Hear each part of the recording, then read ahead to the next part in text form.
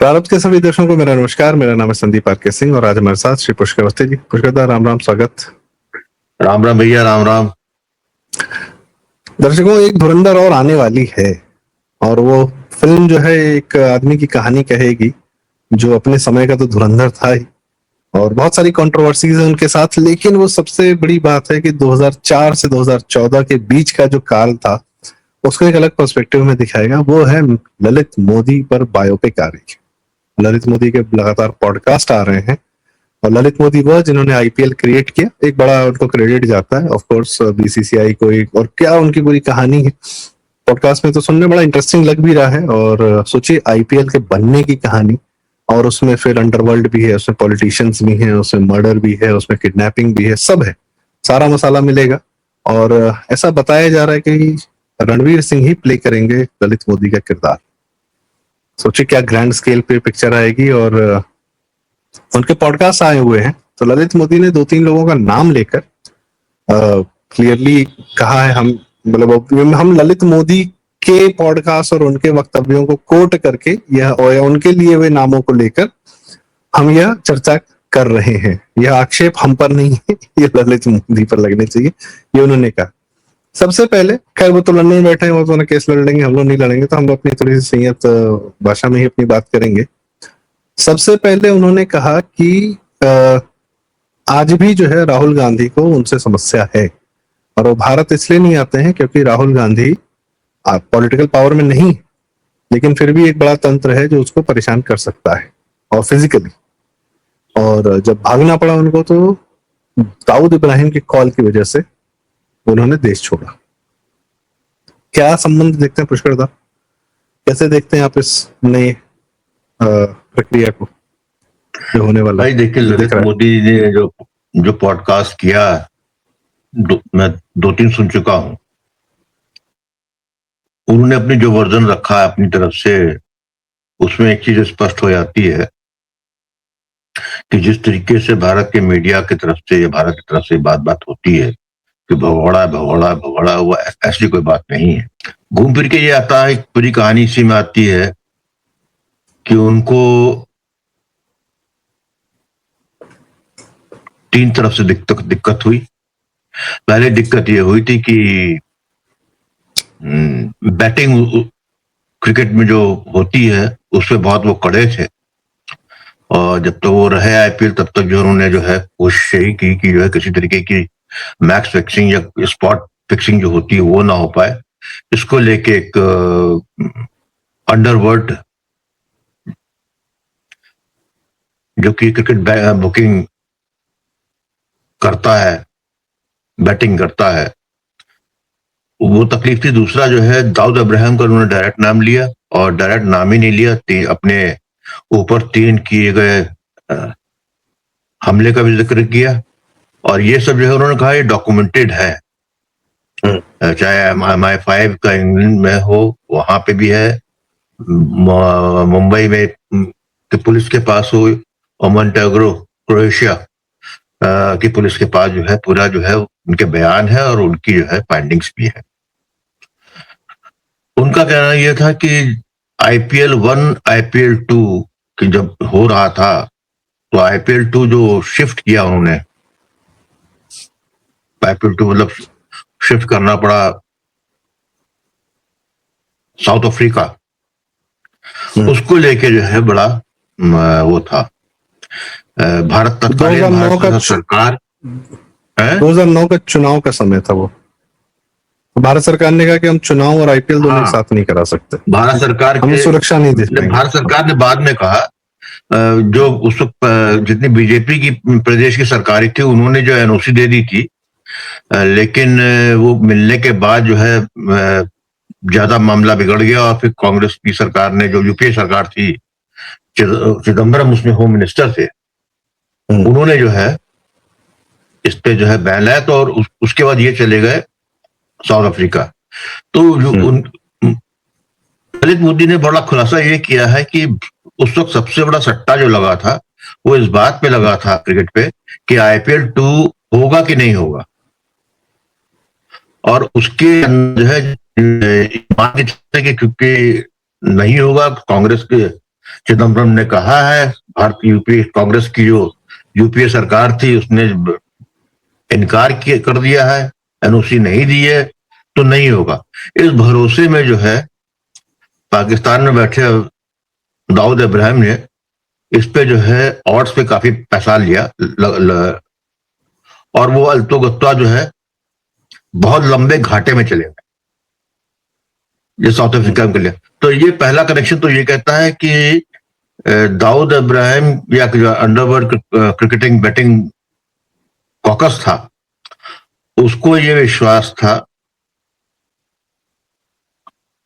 कांग्रेस पे कि कांग्रेस ये नहीं होने देगी, चिदम्बरम नहीं होने देंगे, यूपीए की सरकार आईपीएल नहीं होने देगी, तो ये नहीं होने देगी, तो उसके अगेंस्ट से पैसा उन्होंने काफी जो है सट्टेबाजी में लगाया और डूबे। तो ये पहला कनेक्शन तो वहीं साबित हो जाता है कि how close underworld was close to UPA government, या पाकिस्तान में बैठा दाऊद इब्राहिम जो कि भागा हुआ वहां छुपा हुआ था, वो कितना जो है उसको अंदरूनी खबरें यूपी सरकार की थी और कितना भरोसा था चिदम्बरम पे।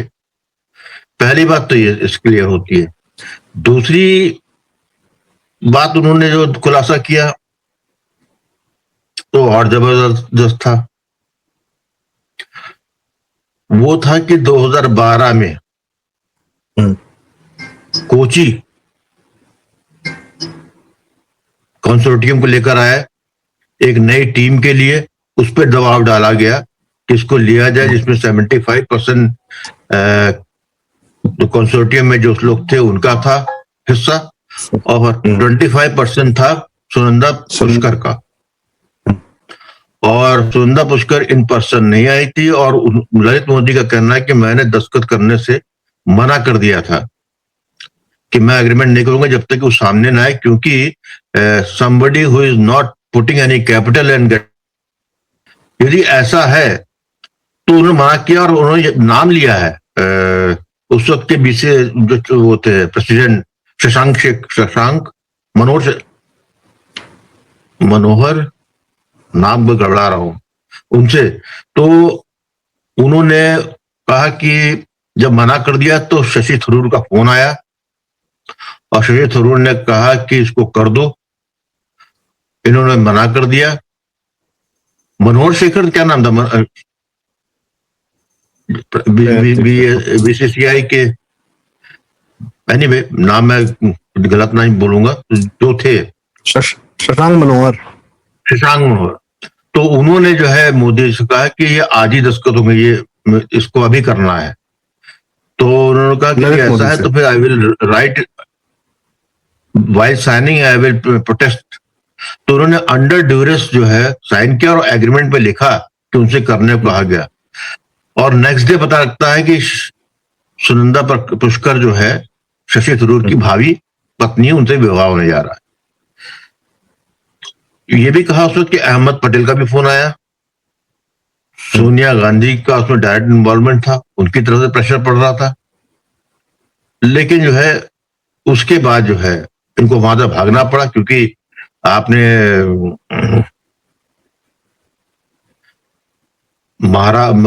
महारानी के विरुद्ध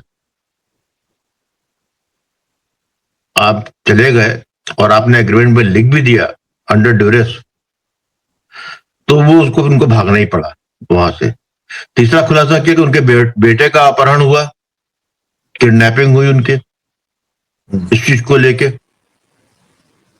तो तमाम बातें जो हैं बताई इन्होंने। लेकिन यार संदीप, एक बात सब दर्शकों को बताएंगे जो कि हमसे कैसे मिस हो गई, ये आप हम लोगों ने कभी बात नहीं की, जो ललित मोदी ने अपने पॉडकास्ट में बताया कि 26/11/2008 में जब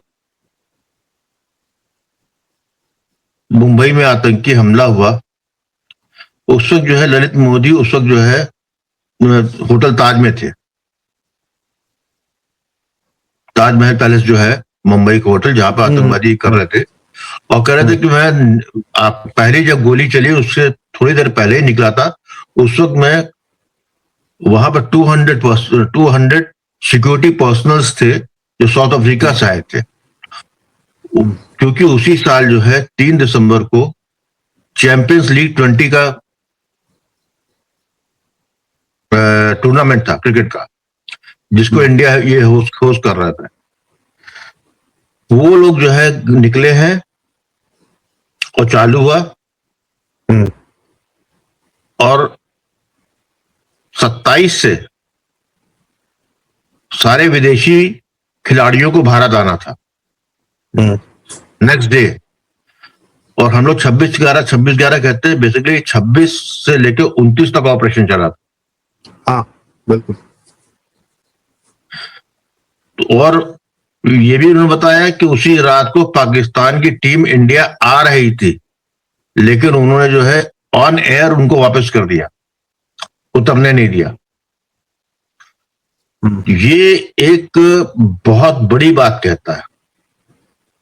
वो बात ये कहता है कि क्रिकेट के साथ जो है ये आतंकवाद जुड़ा हुआ था। वो जो है बेसिकली जो है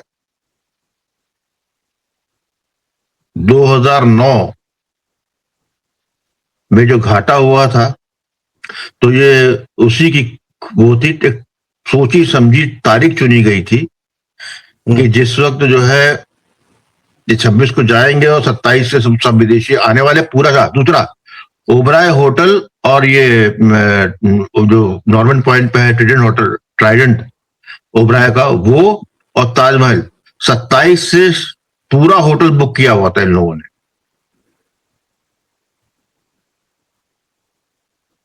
तो मेरा तो कहना कि ये मानना है मेरा, जो यदि आप सारे डॉट्स को मिलाते हैं तो ये साफ हो जाता है कि दाऊद इब्राहिम या पाकिस्तान के आईएसआई की तरफ से जो आतंकवादी भेजे गए थे और 3-4 दिन तक जो है मुंबई में घूमते रहे, तो बेसिकली डिसरप्ट करना था चैंपियंस ट्रॉफी को, भारत की बट्टा लगाना था साथ पे, और साथ में जो है मेरे ख्याल से उनको जो है कुछ सूचना गलत मिली होगी, वो एक दिन पहले आ गए।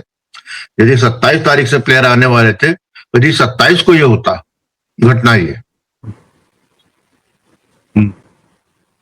तो कितनी बड़ी अंतरराष्ट्रीय जो है एक क्राइसिस भारत के लिए होती।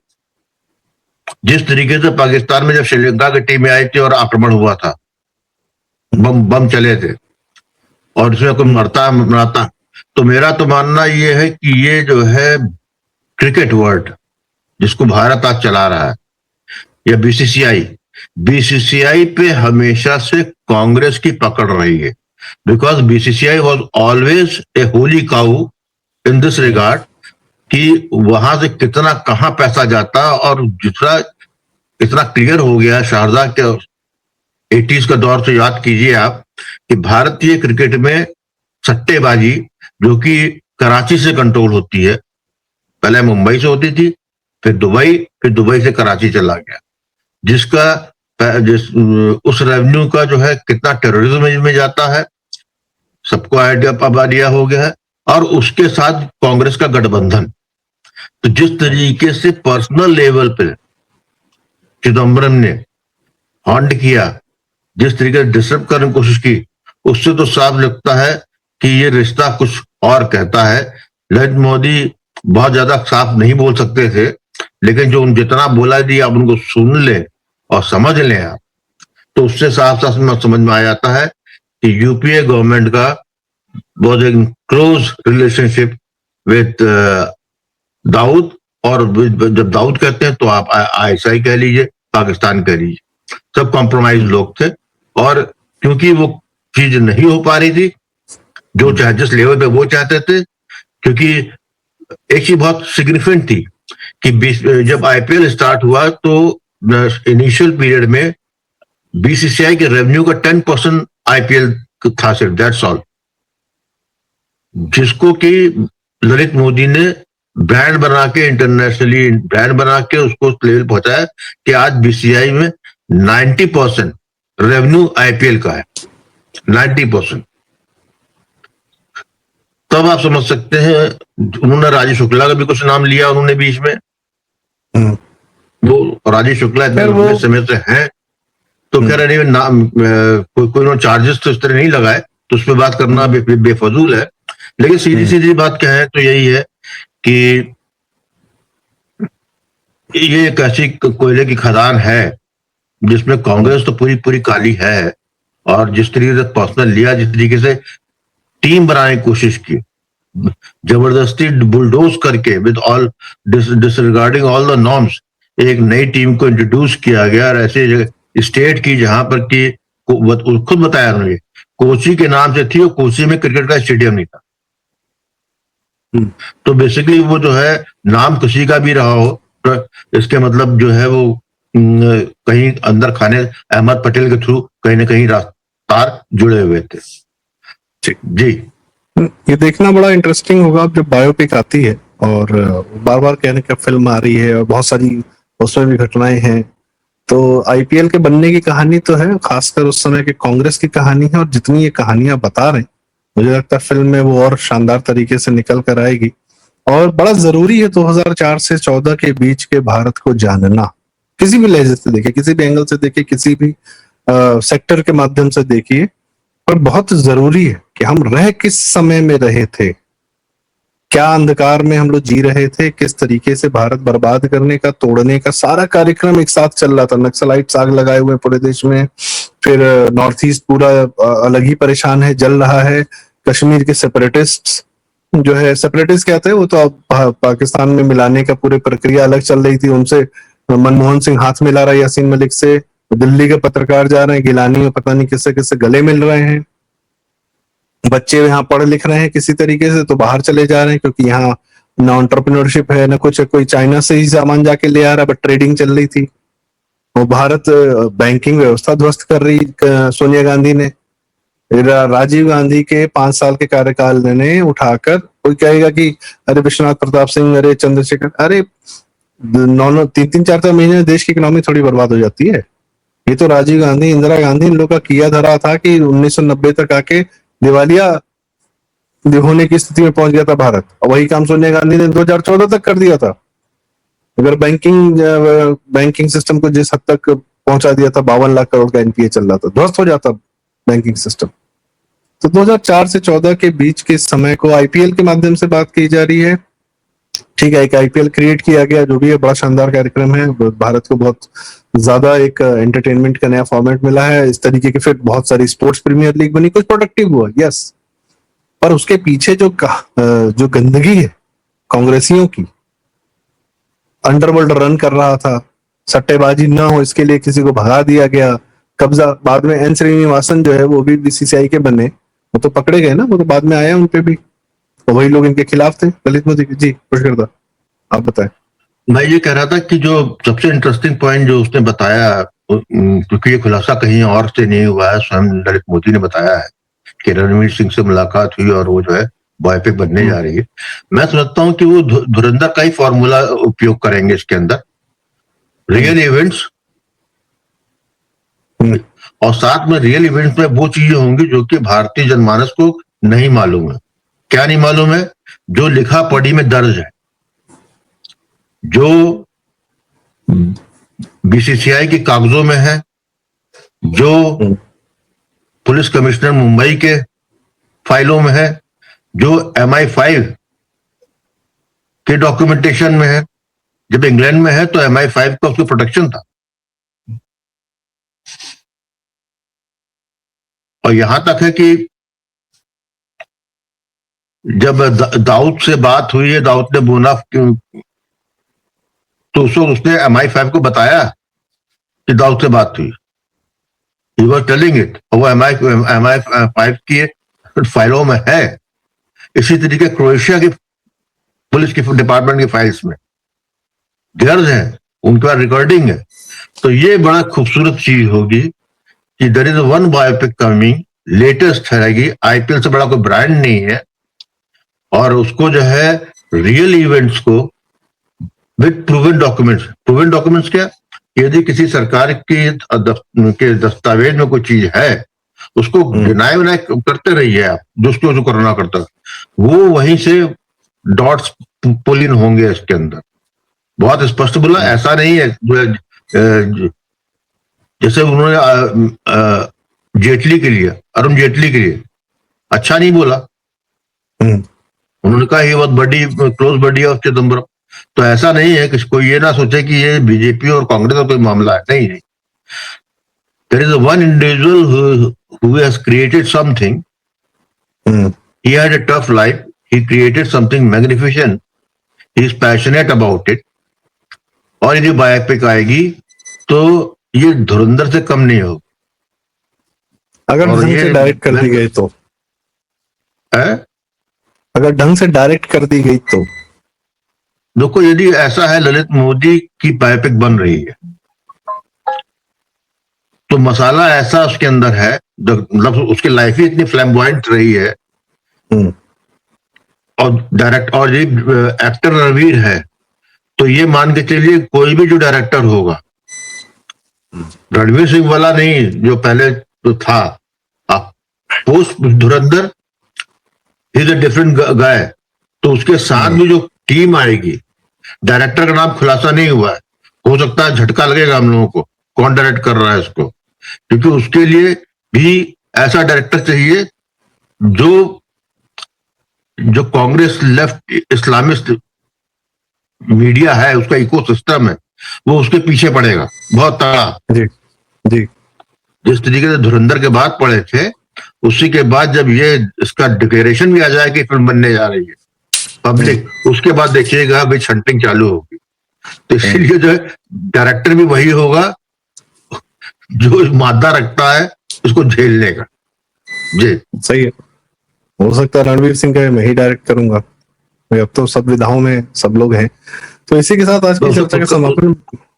नहीं, रणवीर सिंह का खुद का प्रोडक्शन हाउस है, उसने खोला है मेरी माँ, you never know, Ranveer Singh का डायरेक्टेड। अच्छा, नाम है प्रोडक्शन का मेरी माँ प्रोडक्शंस। एक और डायरेक्टर मेरे दिमाग में है, बारूमुल्ला के सक्सेस के बाद, क्रिटिकल सक्सेस के बाद उसके डायरेक्टर का भी नाम दूसरी पिक्चर के साथ नहीं आया है। Watch it for that gentleman, he was assistant director to Aditya Dhar, Aditya Suhas जाम्बले, जिन्होंने बारामूला और वो बनाई है आर्टिकल 370। ठीक है, गुड है। वो तो अब एक नई स्कूल ऑफ फिल्म मेकिंग शुरू हो गई ना आदित्य धर वाली। एक पहले हुआ करता था Ram Gopal Varma school of film making, एक होता था फिर मतलब ये Yash Raj production school of film making, Karan Johar school of film making. अब एक नई आ रही है Aditya Dhar school of film making आ गई है। एक चीज की गारंटी करता हूं कि कबीर खान एक डायरेक्ट करेंगे इसको। जिस तरीके के 1983 बना के उन्होंने कूड़ा किया, Ranveer did a very wonderful job, Kapil Dev की भूमिका बहुत शानदार निभाई थी, लेकिन पिक्चर इतनी जो उन्होंने टट्टी बना दी थी कबीर खान ने, वो डायरेक्टर नहीं होंगे, I am sure about that. जी जी। और सबसे बड़ी बात है कि इस समय फिर आईपीएल के बनने में जो उस समय की फुटेज होगी, जो एक्चुअल फुटेज होगी, जो वो सब भी इस्तेमाल होगी, तो वो आज के बीसीसीआई से हैंडओवर तो कर ही देगी, जाओ भैया पिक्चर बनाओ, क्योंकि उसके बिना तो आप आईपीएल की बनने की कहानी नहीं बता सकते कि स्टेडियम्स में, फिर आज स्टेडियम में शूट होगा, जनता मैसिव, मुझे लगता है बड़ा शानदार एक विजुअल जो स्पेक्टिकल हमको देखने को मिलेगा। तो इसी के साथ आज की चर्चा का समापन। दर्शकों, आपकी राय क्या है कमेंट्स में हमें जरूर बताएं। कृपया यह वीडियो लाइक करें, शेयर करें। ललित मोदी के प्रति आप क्या सोचते हैं वो भी बताएं, और अगर ललित मोदी के माध्यम से कांग्रेस की गंदगी का पता चलता है तो उससे आपके क्या विचार मिलते हैं वो भी बताएं। चैनल जरूर सब्सक्राइब करें। प्रारब्ध। बहुत बहुत धन्यवाद। नमस्कार। जय श्री राम। राम राम।